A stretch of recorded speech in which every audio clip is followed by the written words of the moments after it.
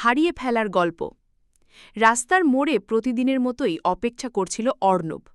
আজ সকালটা অন্যরকম লাগছিল। ঝিরিঝিরি বৃষ্টি পড়ছে, বাতাসে কেমন একটা ভেজা গন্ধ। একটু পরেই রিকশার আওয়াজ পেয়ে চোখ তুলে তাকালো সে।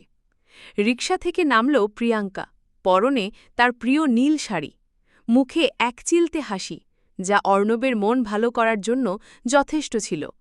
একটু দেরি হয়ে গেল, তাই না? প্রিয়াঙ্কা হাসতে হাসতে বলল। দেরি হলেও যখন তোমাকে দেখি সব ভুলে যাই। অর্ণব প্রিয়াঙ্কার হাত ধরতে গিয়েও থমকে গেল। পাশ দিয়ে দ্রুত গতিতে একটা লরি আসছিল। প্রিয়াঙ্কা খেয়াল করেনি। অর্ণব চিৎকার করে ডাকল, প্রিয়াঙ্কা, সাবধান! কিন্তু ওর ডাক প্রিয়াঙ্কার কানে পৌঁছানোর আগেই সব কিছু শেষ হয়ে গেল। চোখের পলকে লরিটি প্রিয়াঙ্কাকে পিষে দিয়ে চলে গেল। অর্ণবের চোখের সামনে তার ভালোবাসার মানুষটা রক্তাক্ত অবস্থায় লুটিয়ে পড়ল রাস্তায়। নীল শাড়িটা মুহূর্তেই লাল হয়ে গেল। অর্ণব স্তব্ধ হয়ে দাঁড়িয়ে রইল। তার কান দুটো তালা লেগে গিয়েছিল যেন। প্রিয়াঙ্কার নিথর দেহটা রাস্তায় পড়ে আছে, আর সে নড়তে পারছে না। তার শরীরের প্রতিটি শিরা উপশিরা যেন জমে গেছে। চারপাশ থেকে মানুষের ভিড় বাড়তে শুরু করেছে। অ্যাম্বুলেন্সের সাইরেন শোনা যাচ্ছে, কিন্তু অর্ণবের কানে শুধু একটাই শব্দ বাজছে, প্রিয়াঙ্কার শেষ হাসিটা। পুলিশ এলো, প্রিয়াঙ্কার দেহ নিয়ে যাওয়া হলো।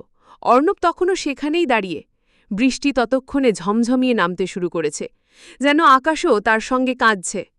অর্ণবের ভেতরের সব অনুভূতি যেন মরে গিয়েছিল।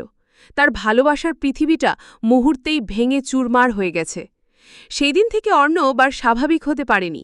প্রিয়াঙ্কার স্মৃতি তাকে তাড়া করে বেড়াত। ঘুম ভাঙলেই মনে হতো প্রিয়াঙ্কা পাশের ঘরেই আছে, ওর হাসির শব্দ ভেসে আসছে।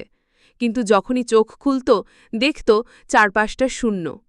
নীল শাড়িটা দেখতে পেলেই বুকটা মোচড়ে দিয়ে উঠত। অর্ণব জানত প্রিয়াঙ্কা আর কখনো ফিরে আসবে না, কিন্তু তার মন মানতে চাইত না। সে প্রতিদিন সেই মোড়ে গিয়ে দাঁড়াত যেখানে প্রিয়াঙ্কার শেষ নিঃশ্বাস পড়েছিল। বৃষ্টি হোক বা রোদ, সে সেখানেই থাকত, হয়তো প্রিয়াঙ্কার অপেক্ষায়, অথবা শুধু তার স্মৃতিটুকু আঁকড়ে ধরে বাঁচার শেষ চেষ্টায়। কারণ সেদিনের পর থেকে অর্ণবের জীবনে আর কোনো রং ছিল না, ছিল শুধু এক ধূসর শূন্যতা আর চোখের সামনে প্রিয়জনকে হারানোর এক ভয়াবহ স্মৃতি।